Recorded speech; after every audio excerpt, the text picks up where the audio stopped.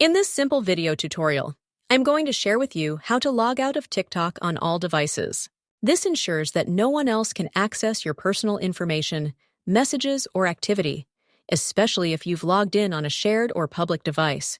To do this, simply head to TikTok. You want to tap right here and head to Settings and Privacy. On this page, select Security and Permissions. You want to head to Manage Devices. On the up top is your current device. Then down below are other devices logged into your account.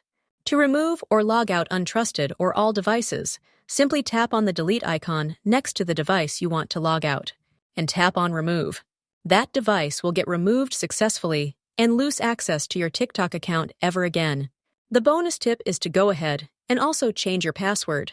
Well, that's how easy it is to log out of TikTok on all devices. And if you have any questions, just let me know in the comments section down below.